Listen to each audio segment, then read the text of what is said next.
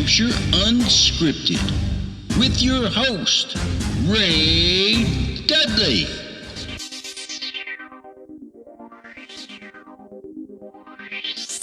I'm good. I'm assuming that's Patrick. I'd like you to meet Patrick McGranaghan. Good day. Nice to meet you, Ray. Same here, Patrick. Same here. We're good to go. Hang on. Let me get a sip of my coffee. For me, you should expect it peppered throughout the discussion. I swear, like a sailor, unless I'm at work. So, Okay. Good to know. Thanks for the tip, Egon. Don't cross the streams. So let's start off with you, Wayland, and let's talk about, why don't you, in case somebody happens to want to listen to it, but they can't listen to everything, why don't you give me all the for instances, I mean, all the little stuff about the play, when, where, what time, and... Oh, okay. It's the spring play of the Community Players of Concord. We're performing at the City Auditorium on May 6th, 7th, and 8th. 6th and 7th is 7:30. The 8th is a 2 o'clock matinee. It's our spring show, and we've been struggling through COVID for 2 years. So this is only our second outing back on the main stage at the City Auditorium. Third outing. We did a children's theater thing in November, and in last October, we did Barefoot in the Park. But we've just been working hard to get ourselves back together and get back on stage. Any pre-sales? Have you got pre-sales already? I haven't. I'm sure there are tickets sold. I just haven't looked at that yet. I have no idea. I can confirm that at least 3 have been purchased by my mom. Thank you, Mom. So why don't we delve into what's the name of the play? Okay. And then Wayland, I'm going to stick with Wayland for just a few minutes, Patrick, just because I want to mine some information from him. The name of the play, who, if you know, brought it up to be presented, and then why you like it, Wayland. Okay, sure. The play is called Last Gas. It's set in a convenience store way in northern Maine, a few miles from the Canadian border. And it's called Last Gas because it's the last place you can get gas or supplies before you go to Canada. The town is so small, it doesn't actually have a name. It's just Area 2, T16R8, I think is the... Okay. Northern Maine has all these little squares, and they all have different numbers, and this is just one tiny town in one of those areas.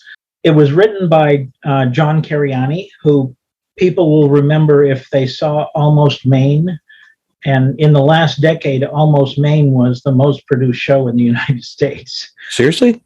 Yeah, seriously. The most produced show? Over 5,000 productions in the United States. What? Yeah. That's insane. I know. I got to write a play. I need the royalties. Take that, R-Town. I just found that out yesterday. I was astonished. That's quite a tidbit. But you know, professional theaters, regional theaters, community theaters, high school theaters, everybody does this play. And so a lot of people are familiar with what Almost Maine is like. It's a series of vignettes of relationships of people sort of either trying to fall in love or stay in love or whatever. It's a theme with John. And it's set again in way northern Maine. This one, Last Gas, set in the same area, but it's a full 2-act play. It's not a series of vignettes. It's actually a whole story. Takes place over one afternoon and evening, and then the next afternoon. It's just basically 24 hours in the lives of these 6 people. And I found out about it. I was trying to figure out how I learned about it, but I think Mindy Wolf, one of our members, told me that John had written a play. And so I emailed John and asked him if I could see it. And he sent me a file, and I printed it out and read it. And I was on vacation at the time, deep in the woods of the lower Adirondacks, and so off in the wild in the country, reading this play that's set off in the wild in the country. And I just fell in love with it. I grew up in way northern New Hampshire in Colebrook, and my mother came from Pittsburgh. My father came from South Canaan, Vermont, which is in the Northeast Kingdom. So I just immediately knew these people. You know, it's not like I didn't have to pretend to understand somebody who's rich or well-connected or lives in an urban setting. I didn't have to pretend any of that. I just knew who the people were and how they sort of acted and lived and talked. And I just decided I got to bring this to Concord. So I took it to the board and proposed it, and they accepted it. It was supposed to be in February of 2021, but it got pushed forward. No, it was supposed to be in February of 2020, but it got pushed forward a year to 2021, and then Delta hit, so it got pushed forward to spring of 2022. So you pitched it. Yeah, I pitched it. They accepted it. We auditioned it, cast it. I have an incredible cast, and the cast has been waiting, a year, 2 years. It's a long time to memorize a script. Yeah, I know. Most of us started in late February Of 2020? of 2022. Okay. All right. Yeah, this year. Wayland, why? Why this one? So first of all, Patrick, you notice you just kind of dropped that in that he emailed the author, right? As though we all know that he's connected in the world. So what attracted you about the play? Why this one? Well, it's in New Hampshire terms, Franconia Notch is kind of the great divide in New Hampshire. In other words, what's above the notch is really different from what's below the notch. Okay. And in Colebrook, which is a town of 2,000 people, and Pittsburgh, where my grandfather lived and my mother grew up, is a town of at the time was 425. It's the kind of area that's kind of isolated from the rest of the world to a degree. Mm-hmm. I mean, television comes in, and so people see, what's kind of going on in the world. But in terms of day-to-day lives and stuff, it's a lot more insular than people who grew up in a suburban or an urban area. So the character of the people is really different. And I just felt compelled to show that and to show that piece of the world. Here's a little side note for you. Years ago, maybe 30-ish, I saw that I could buy 1,000 acres of land up in Pittsburgh. Oh, wow. For like 10 grand. And so I lived in Concord at the time. And I'm like, I'm going to go up there and check this out. So I'm driving. I just about fell off the end of the earth. And I said, why would I buy this up here? Nothing's ever going to happen up here. Well, needless to say, 30 years later, Pike Industries ends up building the freaking 93 all the way up there. And I'm like kicking myself now. Anyway, so yes, it is at the end of the earth. These characters, Wayland, that your actors have to portray, is there something, have you requested anything of them because you've brought out the fact that they're very particular.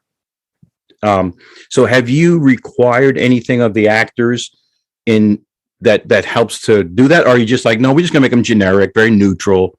Oh, no, not at all. I was very specific. I'm probably annoyingly specific. Patrick can answer that one. But I remember 2 weeks into rehearsal or 3 weeks into rehearsal, I said, they were all there. And I said, look, guys, you're just being too nice to each other, Too nice. Too nice. Yeah. Okay. All right. Want to form a bond. They want to make a family. They want to depend on each other. They want to count on each other. They treat each other well and all that sort of stuff. And I just sort of had to say, okay, just don't be so nice. There are hysterically funny things in this script, and then there are really sort of piercing, pointed ones as well. For example, Patrick has a line. One of the characters is back, who grew up there, is back from New York City to bury her mother because her mother died in November, and you can't get buried until May, till the ground thaws, which I remember as a kid. I mean, it happened all the time. And so he's on the phone with Lorene, the character, and one of the things he says is, I hope the ground's thawed out enough to put her in it. That's a little hard and a little coarse. Matches the weather. It's very cold. It's a very cold statement. Yeah, I think the isolation and the weather have a lot to do with developing the character up there.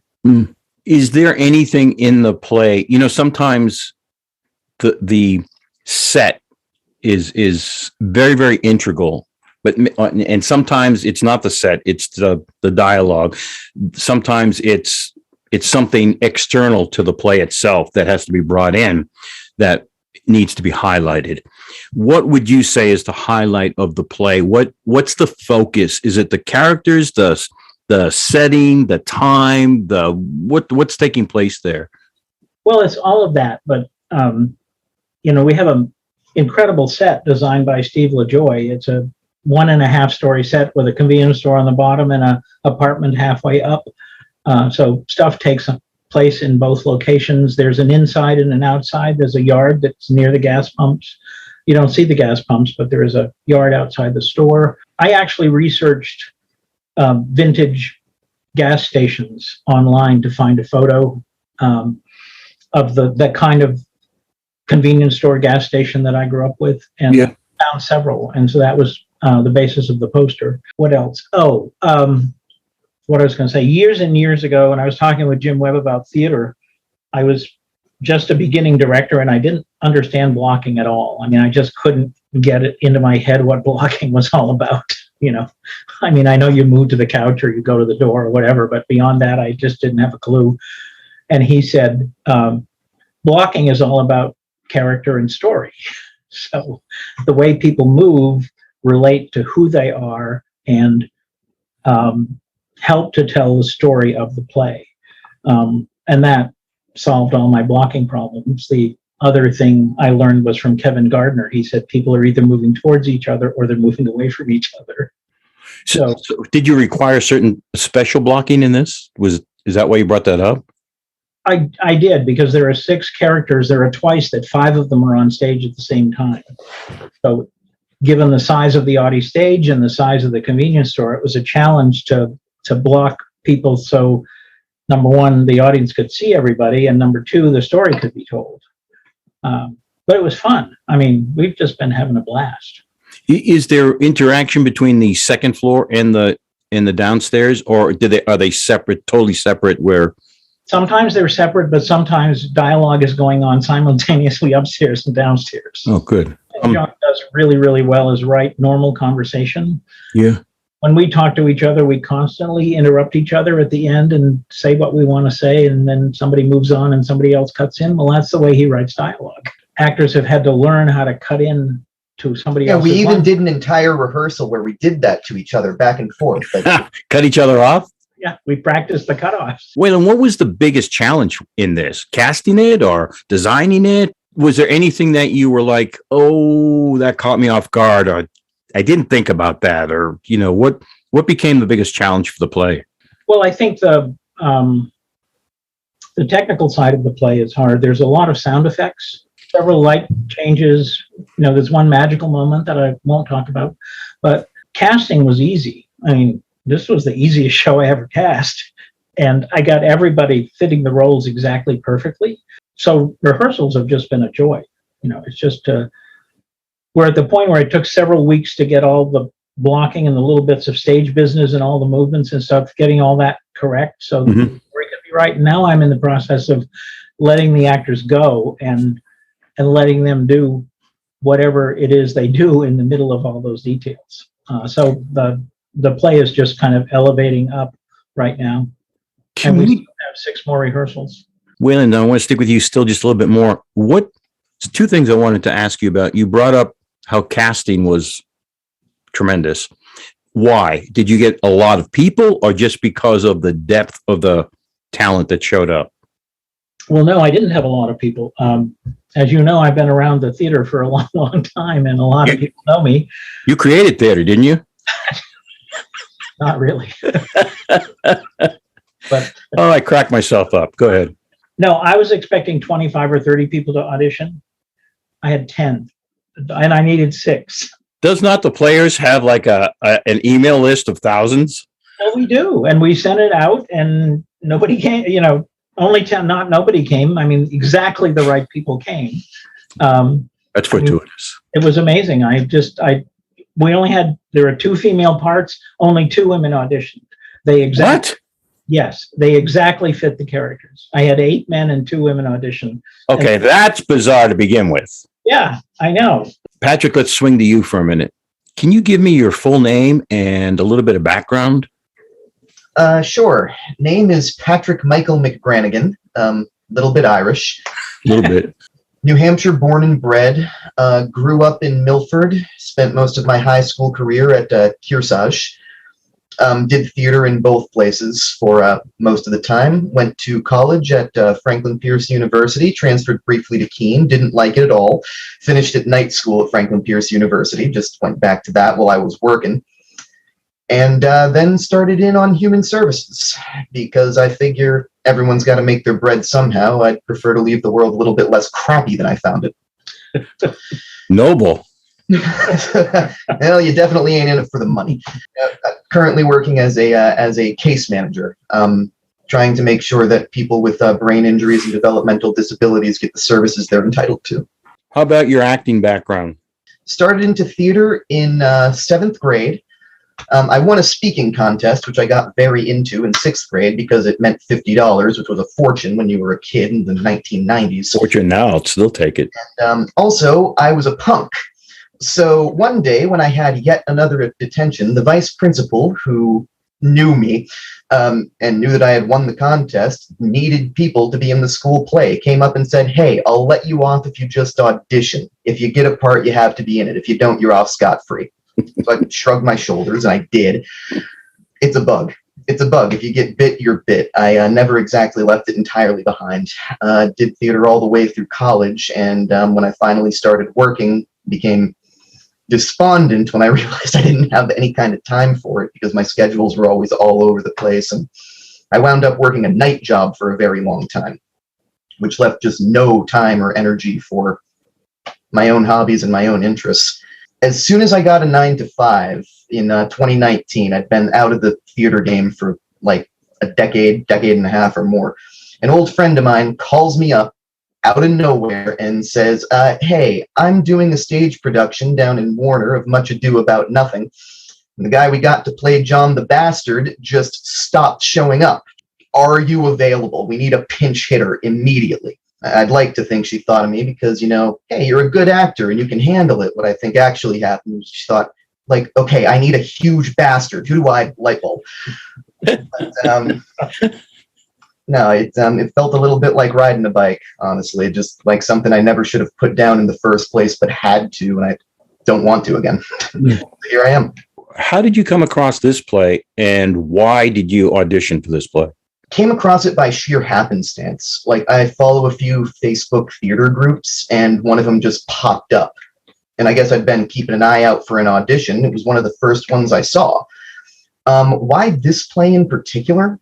Well, it's a little bit silly, but my partner, my fiance now, had been saying for a little bit that she wanted to see me do something a bit more serious. Everything she's seen me in a long time has been like comedic or silly or very lighthearted. And it looked like something that fit the bill. And I really like impressing her. So I figured, hey, I'll give it a go. Yeah, smart idea. Were you familiar with the play before you auditioned? Not in the least. Not in the least. When I went in, I thought it was a much more comedic piece. The first audition read I did was in like a completely over-the-top Boston accent, because the only thing I knew about the character is Red Sox fan. But it's got a lot more depth to it than that. And I really, really like the way it plays out. You land the role, and now you need to do some homework. And Wayland, I want to get back to you in a second about what we talked about the other day. What have you done to enhance the character? So you get your script, you now know, oh, I got to do something, or you've worked with Wayland. He's like, we need you to come across this way. What have you done as an actor to enhance that? Well, one of the first things you learn about the character, I don't think this is too much of a spoiler, is that there's not Red Rabbit, White Rabbit. So he's not a very happy person. He just isn't. And I've been through a lot of my own struggles with mental health in my own life. So figuring out what parts of that to draw in from my own experience and what parts of it to make different and how to present it differently through a different lens, a different perspective, different life experience, that was a lot of it. The other has been, honestly, I just take direction. Wayland knows what he wants out of this character, and I, not to toot my own horn, but I'm fairly good at playing things different ways and trying things different ways, and I do that, and then he tells me which one works. it's nice having a director who knows what he's about. Yeah. Yeah. It's also nice to be able to have those tools in your box that he can call on, because if you're limited, that puts a lot of pressure on Wayland to get that out of you. What do you think was the biggest challenge, A? And what do you hope people come away with? I'm asking that because I would not ask that if we were talking about doing Annie or Oliver or something, because, because what's your biggest challenge in the play? And what do you hope the audience, if there is something that they need to go away with, comes away with? Biggest challenge? Personally, I don't always show it. I'm actually pretty repressed unless I'm around people I'm very comfortable with. But I tend to be a very emotional person. Like when I'm going to show what I'm feeling, it's big, it's out there. And I spend a lot of time thinking about it before I talk. The people in towns like the ones Wayland is referencing in this show are not emotionally open at all. They are very closed off, very tight, very much trying to present well. And being able to get emotional content to come across while not looking too over the top for the setting is something that's taken a good amount of work. But I like the way it's coming together. I think I'm starting to get the hang of it. As for what I hope people take out of this show, that one's actually kind of easy. It's never too late for things to get better. Very interesting. Curt, but very interesting. A cast is an ensemble, obviously. How are your relationships in this cast working? How's the development, the curve, the arc of not knowing probably any of them to now, obviously 8 weeks, well, however many weeks there are to it, but how's that going? It's going very well. There have been no personality conflicts of any kind. Like none of us have anything that really makes us grind against each other in any way, which is always nice in any cast. And they're also incredibly easy to work with. Like these people are so strong in their roles and their presentation and the way they put themselves out there that, hell, if anything, it's inspiring. I want to keep up. It's an interesting perspective. A lot of the ensemble cast production require a real give and take. A real give and take. Are you getting a lot of that from everybody else? You sometimes you just give and you expect to get something back and you're like, okay, not what I thought. Got to work here a little bit. But are you comfortable with all of that that's going on? Yeah, I know what you're describing, but I have not felt that way once in the course of this production. Like right from the initial read through, everybody just sort of gelled. We didn't have our characters solid yet, but the way we bounced off each other, even just sitting in a room going through the lines, felt really natural. It was strange. Wayland, I'll take some pressure off from here for a minute. I had asked you yesterday when we talked a little bit about prep work for your actors. Can you tell that story about what happened with the women who went to... Yeah, the two women that play, well, the characters are Cherry Tracy and Lorene. The actresses are Heather Carmichael and Suzanne Watts. They decided to take a weekend trip up to way northern Maine just to see what it was like. Cherry Tracy's character is a forest ranger, and she considers herself to be the law around town. So she's a very big, bold, strong woman. Our costumer actually found a forest ranger jacket on eBay, and so we actually have a real Maine forest ranger jacket for her. And anyway, they decided to go up to northern Maine, and a friend, somehow through some connections, they met an actual forest ranger from Presque Isle, from northern Aroostook County. And so they went up and they saw all the places that are mentioned in the script, and they saw the landscape, and they met a lot of the people, and they hung out with Ranger Draper for an afternoon, and he showed them the office and what he does and, what area he covers. I mean, these rangers cover hundreds of square miles apiece, so they got a real taste. They stood across from the Canadian border and looked into Canada and paid attention to the towns and the buildings and the landscape and, what they could about the people. And the only thing they didn't do is they didn't tell anybody they were in a play about northern Maine, because they didn't want people to act funny. Did they come home with any epiphanies? Yeah, I think so. They talked for a while. Patrick might be able to fill you in better about that. I don't know. Can you? One thing was one thing that sticks out in my mind was they talked about how small towns really are and really feel. They went into one of the stores in town, stopped there, picked up a few things, and briefly spoke to the clerk. Then they went to the hotel where they were going to stay. The guy who owned the motel had already heard about the strangers in town. That's classic. That's classic.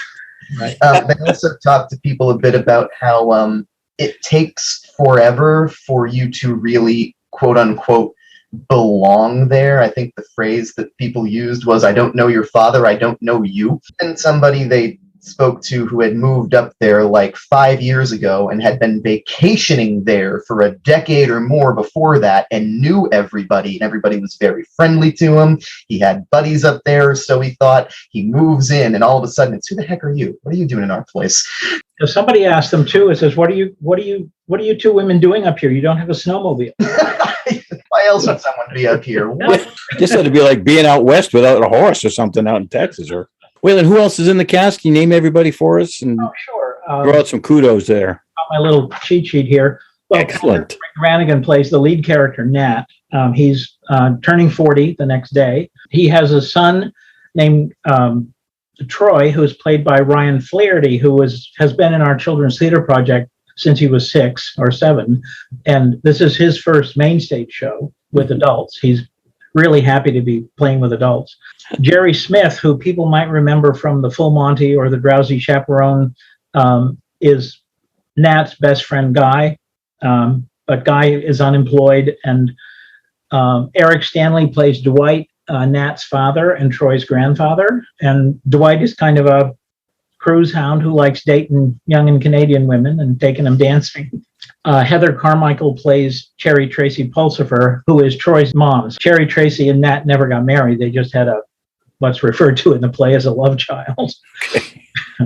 And then Suzanne Watts plays Lorene, who grew up in the area and was Nat's girlfriend in high school, but moved away and is living in New York. So, she comes back and she's back to bury her mother, who died in November, and now it's spring and they can bury her. So those are the characters and the actors. So now it's spring. Okay. Now it's spring, yeah. The thaw is here. Right. They can put her in it. Wayland, what are you hoping the audience goes away with? I mean, again, I would not ask this if we were doing something fluff, but a lot of times when we get to the serious ones, there's usually a reason for it. And we hope that an audience either gets impacted or they go away talking about something or something's happening to them. We want some reaction more than just a laugh. And you, since you pitched it, I would assume you also have in the back of your mind something that is going to make this really stand out or be different.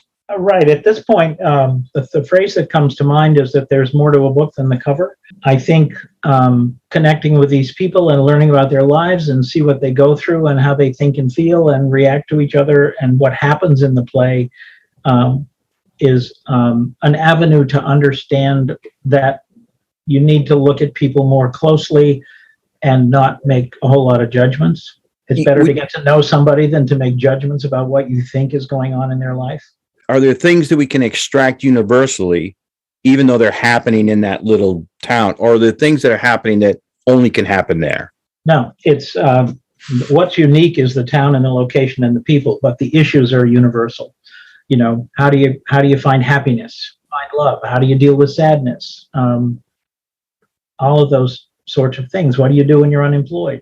It's a very working class town. We're dealing with working class people and sort of lower end working class people. Yeah. We're dealing with rich people from Philadelphia, or a lot of theater takes place with the middle and upper classes, which I'm getting very tired of as I get older.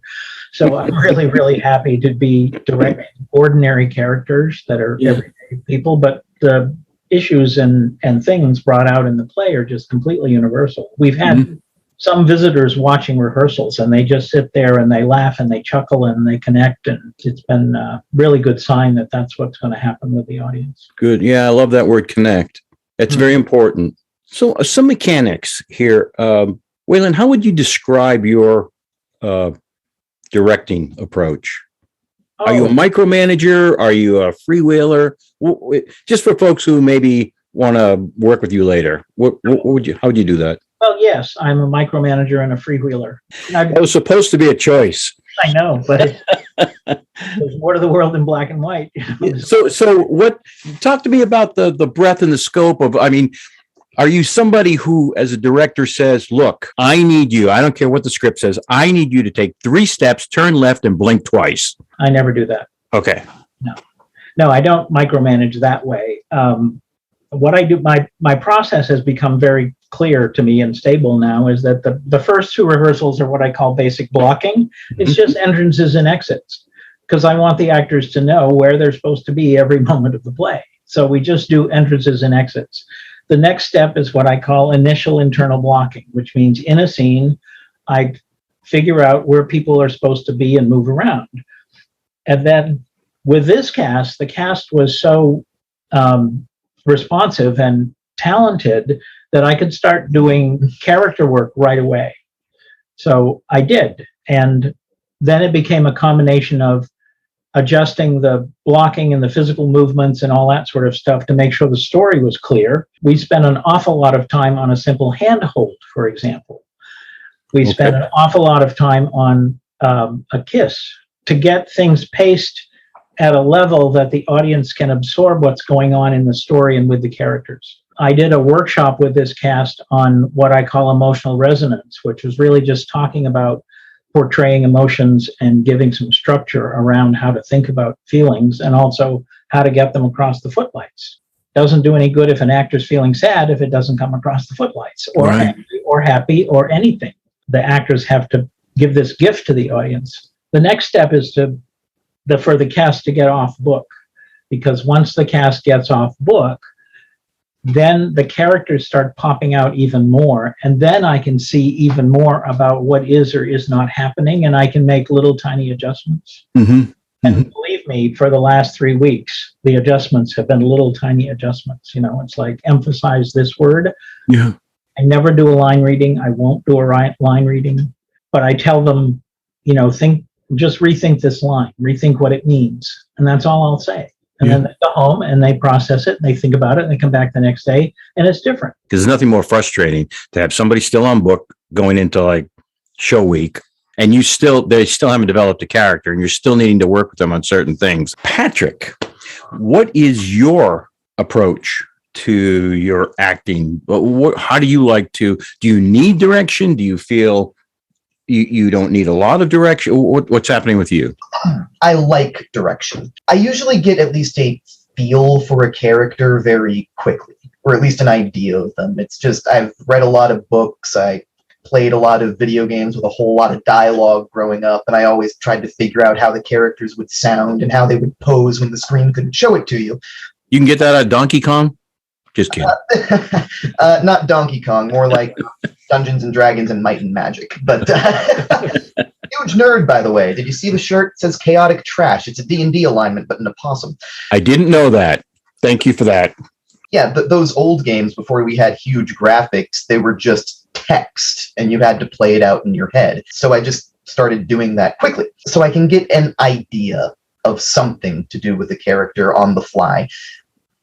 But it's always nice when a director has a strong vision for what they want the show to do as a whole and for what they're looking for out of the character, because that gives me more to work off of.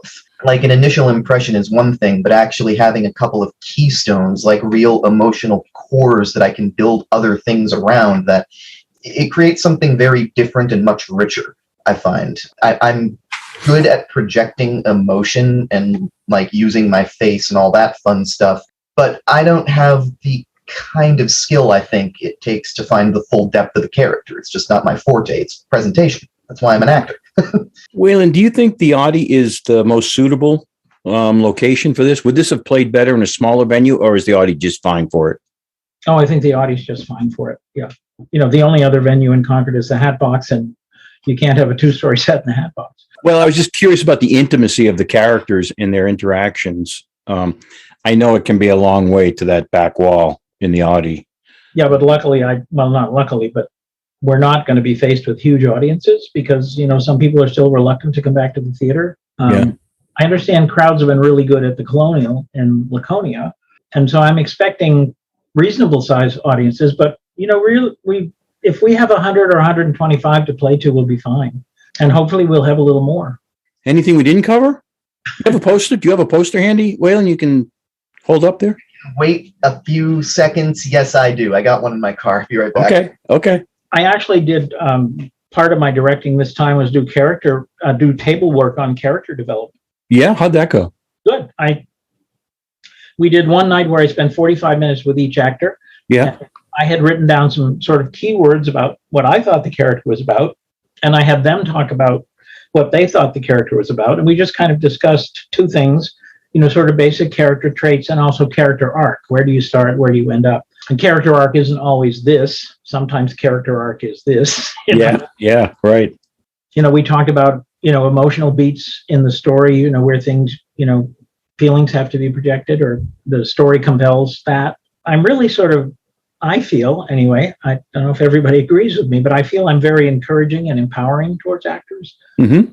I would rather say what I would like to hear and then let them find out how to do it. Yeah. Let them figure out how to do it. So how do you think that went, those characters? Do you think it was very productive for them, or were they were already where you wanted them to be? No, I think, we did the character table work, I think 3 weeks into rehearsals, so they were familiar with the script. And then I think the emotional resonance work was reasonably close to the same time. So just giving them tools. The way I look at rehearsals is that it's really developing skills. Yeah. As an actor, you're developing skills. So we do diction exercises. I do breathing exercises. Sometimes we do stretches, warm-ups. Was the diction part of this critical? The diction part of every show is critical. Well, yes, thank you. I agree. Yeah, I'm tired of going to theater and only understanding 30% of the words. Was there specific vocal things because it takes place in Maine that you really wanted to get? No, because Northern Mainers don't have a down east accent. They just have a regular sort of United States accent. I didn't realize that. Yeah. Instead of saying sorry, they say sorry. Instead of saying forest, they say forest. So a lot of O's are stronger.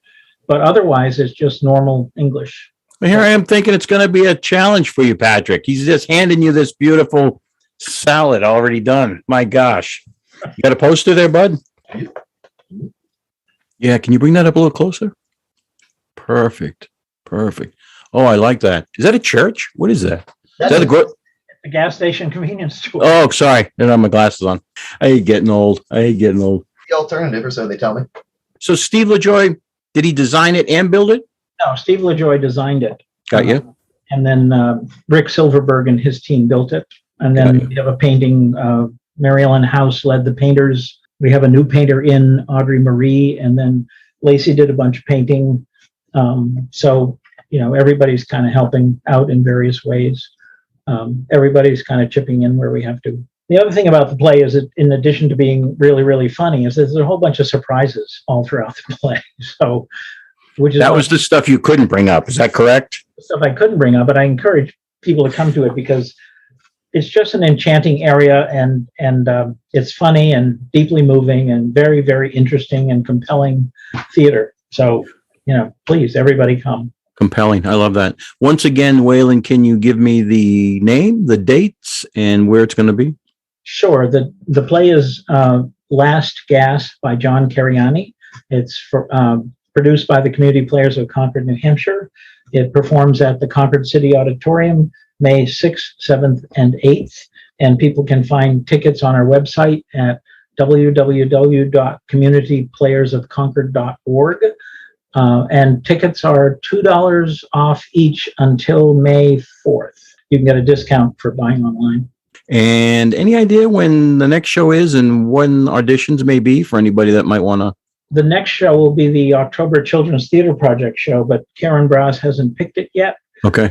But we do have our season picked, our 95th season. Oh my God. Wow. In our 95th season. So that's insane. So we're just about to announce the 95th season. I would rattle it off, but there's one play that I can't remember the title of yet, so I'm not going to embarrass myself. Okay. For anybody who wants to audition for future shows, where can they find information on that? Right on our website. There's a Get Involved tab on the homepage, and you can sign up for auditions. You can sign up for our email newsletter. Patrick, anything I didn't get to? Not that I can think of, sir. No. Gentlemen, thank you for the time. I really do appreciate it.